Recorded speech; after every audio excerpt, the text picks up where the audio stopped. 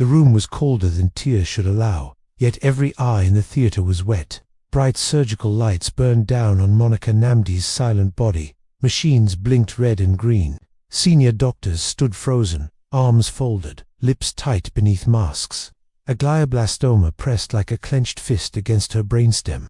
Every expert in Lagos' most famous hospital had argued until voices cracked. No one wanted to make the first cut. Then a calm, steady voice sliced through the fear. "I will save her. You are all getting it wrong." Heads snapped toward the corner. A nurse dropped a metal crackling like gunshot in the silence. A cleaner stood by the oxygen rack, slim, dark-skinned, eyes unflinching. She was already pulling on sterile gloves, as if she had done it 10,000 times. "Who let you in here?" The head surgeon barked. The door was open. She answered, "I heard the plan. It will kill her." She pointed at the ventilator, the fore-pump, the crashing arterial line. "You're over-sedating and under-ventilating. Her pressure will bottom the moment you burr-hole." Dead silence. Only the heartbeat on the monitor answered. The anesthetist swallowed hard. "Who are you?" "My name is Amaka," she said. "Let me help." Months earlier, in a Lekki mansion that looked like heaven from the outside, Amaka woke at 4:30 a.m. every day. She swept marble stairs no one walked on. She polished silver no one used. She cooked porridge the madam never finished. She kept her eyes low, her voice soft, her heart locked. Chief Williams Namdi greeted her every morning with the same words. "Thank you, my dear. God bless your hands." And he would touch the edge of his red cap, smiling. "Thank you, sir," Amaka always replied. Smile, small and true. But Monica watched those smiles like a hawk counting eggs. She did not like the way her husband's eyes lingered. She did not like the quiet maid who never gossiped, never flirted, never asked for anything. Suspicion grew like mold in the rainy season. One afternoon Monica stood on the balcony, phone pressed to her ear.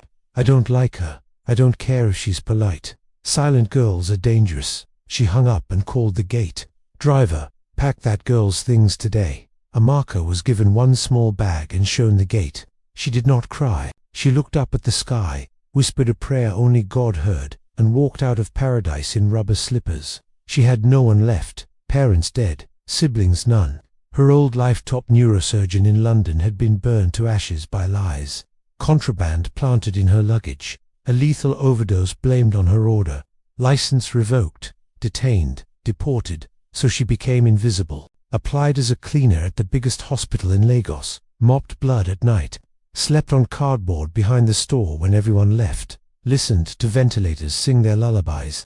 Watched emergencies roll in and remembered who she used to be. Then came the Thursday the sky felt too quiet. Ambulance sirens screamed into the emergency bay.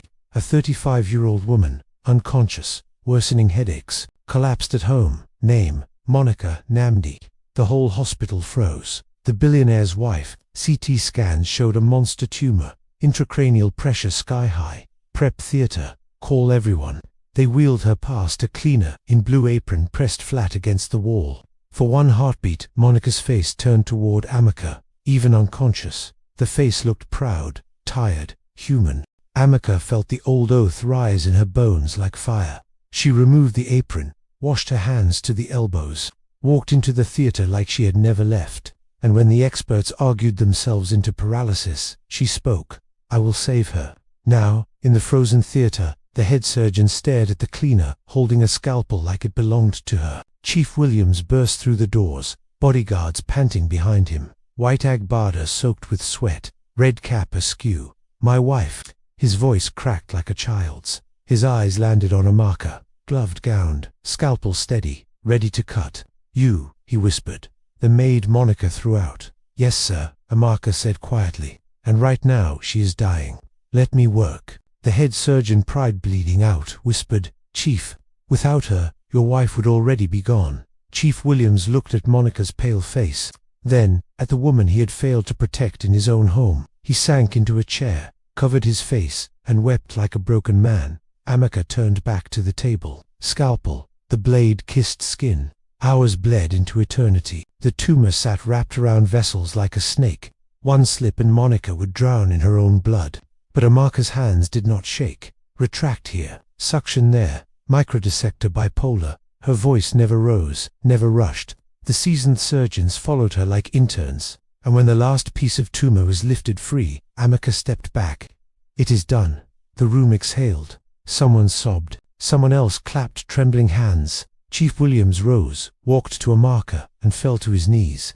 "I told Monica never to disrespect any soul created by God, yet the one she threw away like trash just gave her back her life." He wept without shame.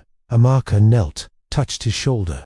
"Sir, I did not do it for thanks. I did it because she is human, and so am I." 3 days later, Monica woke. First face she saw, her husband, eyes swollen from crying. Second face, Amaka. Monica's lips trembled. "You saved me." Amaka only nodded. Monica turned to her husband. "Bring me a phone." She recorded a video with shaking hands, posted it herself. "I wronged this woman. I called her worthless. I threw her out like dirt. Yet she saved my life when the best doctors in Nigeria could not. Her name is Dr. Amaka Okeke, and I will spend the rest of my life making it right." The video broke the internet. Within a week, Chief Williams flew Amaka to London with the best lawyers money could buy. Old evidence resurfaced. CCTV footage, confessions. The medical board that destroyed her was destroyed in turn. Her license was restored with full apology and compensation. Back in Lagos, Chief Williams signed papers in front of flashing cameras. A new hospital rose from the ground. Kindness Hospital. Free for the poor. World class for all. Medical Director, Dr. Amaka Okeke. At the opening, Amaka stood in simple Ankara, microphone in hand. "I was once thrown away like garbage. Today I stand because one night I chose kindness over revenge. This hospital is proof. No one is trash. Every soul carries light. And kindness is the greatest surgery of all." The crowd roared so loud the ground shook. 2 years later, under a sky full of fireworks at her wedding, Amaka danced with Dr. Kingsley, the neurosurgeon who flew in from Canada and never left. Chief Williams walked her down the aisle, tears streaming. "I never had a daughter," he whispered. "Today God gave me one." Monica carried the train of the gown, smiling through happy tears. A year after that, Amaka held her newborn son in Kindness Hospital's maternity ward. Chief named him himself, Williams Chukwemeka Okeke Nnamdi. "He will know," Chief said, voice thick, that his mother turned shame into salvation. And every year on the anniversary of the surgery, Monica and Chief Williams closed their businesses for one day. They put on cleaner uniforms. They mop floors at Kindness Hospital. They empty bins. They serve food, because they finally understood the hands that clean are often the same hands that heal, and no uniform can hide a miracle. Years passed. Kindness Hospital became the heartbeat of Lagos. Dr. Amaka Okoke's name was spoken with the same reverence as Mary Slessor or Dora Akunyele. Statues rose in village squares. Children were named after her. And every night, before sleep, Amaka kissed her children's foreheads and whispered the same words. "Never forget the person you look down on today may be the one God sends to save your life tomorrow." And somewhere in heaven, God smiled, because one woman's kindness had turned an entire city's heart right side up. The cleaner who saved a billionaire's wife became the mother of a nation's hope. And that, Lagos will tell you, is the truest story ever told. The sun was setting over Lagos, painting the Atlantic gold, when the call came. Dr. Amaka Okeke Kingsley was in the pediatric ICU, laughing with a little girl who had just survived open-heart surgery she had performed for free. Her white coat was rolled to the elbows, her wedding ring catching the light every time she ruffled the child's hair. Her phone vibrated. Unknown number. UK country code. She excused herself and stepped into the corridor. "Hello." A man's voice, trembling with age and fear. "Dr. Amaka, please. You are the only one who can save my daughter. They said you don't take private cases anymore, but I am begging you." She knew that voice, even after all these years. It belonged to Mr. Harold Whittaker, former chairman of the very medical board that had stripped her license in London.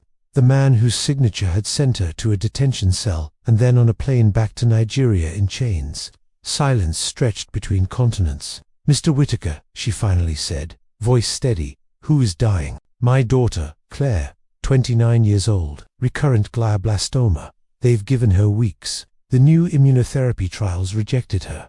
I have read everything about you, about Kindness Hospital, about the impossible surgeries you do now. Please." Amaka closed her eyes. She remembered Claire Whittaker, blonde, laughing medical student who used to bring her coffee during night shifts, who had once told her father, "Amica is the best registrar we've ever had." She also remembered Harold Whittaker banging the gavel the day her life was destroyed. "I will see her records first," Amica said. "Send everything to this email." She hung up before he could thank her. 2 days later, a private jet landed at Kindness Hospital's helipad. A pale young woman on a stretcher, her father walking beside her like a ghost. The entire hospital knew who he was. Nurses whispered. Old wounds reopened. Amica met them in the private wing herself. Harold Whittaker fell to his knees the moment he saw her. "I destroyed you," he sobbed into the polished floor. "I believed the lies because you threatened everything I thought I was. I am the reason you suffered. And now I come begging like a dog." Claire, barely conscious, reached out a thin hand. "Dr. Amica, I'm sorry for what my father did. Please don't let me die because of him." Amica looked at the broken old man, then at the terrified girl who once called her friend. She knelt, took Claire's hand, and spoke the sentence that silenced the entire corridor. "I became a doctor to save lives, not to punish sinners. Your father's sins are between him and God. Your life is between you and me." She turned to the team she had personally trained. "Book the main theater for tomorrow. 6 a.m. We're doing an awake craniotomy with new introparative immunotherapy infusion. Tell the lab in Boston to fly the viral vector tonight.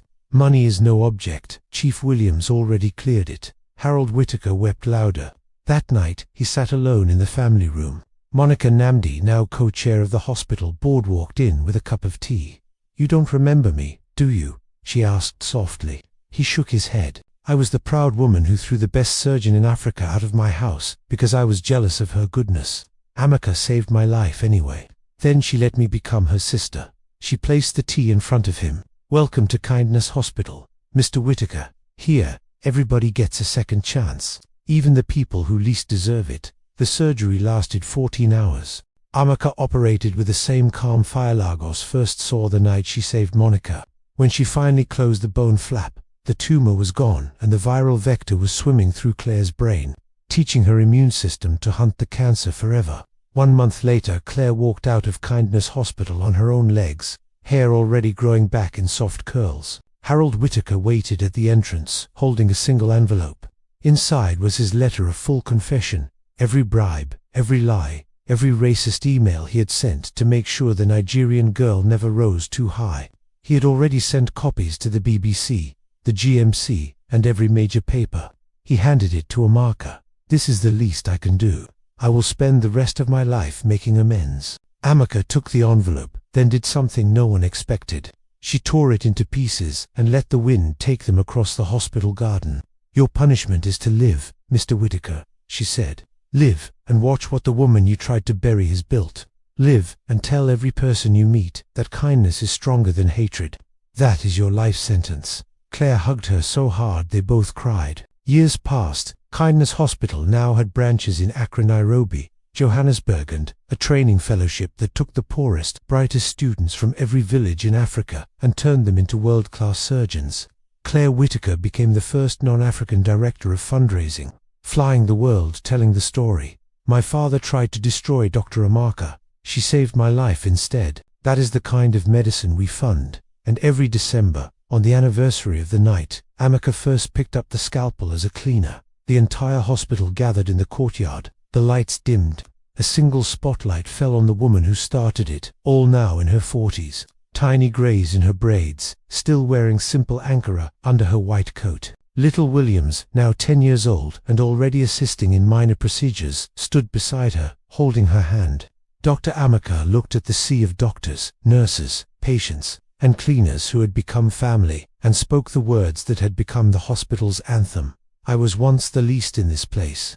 Tonight, look around you. Every one of you is proof that no story ends in shame when kindness writes the final chapter." Then she did what she always did. She stepped down from the stage, walked to the newest cleaner on staff, shy boy from a Jegunal who had just started that weekend, hugged him in front of everyone, because she never forgot. The hand that holds the mop today might hold someone's heart tomorrow. And in Lagos, under an African sky bursting with stars, Kindness Hospital kept shining. A living testimony that the meek do not just inherit the earth. Sometimes, when no one is watching, they quietly save it.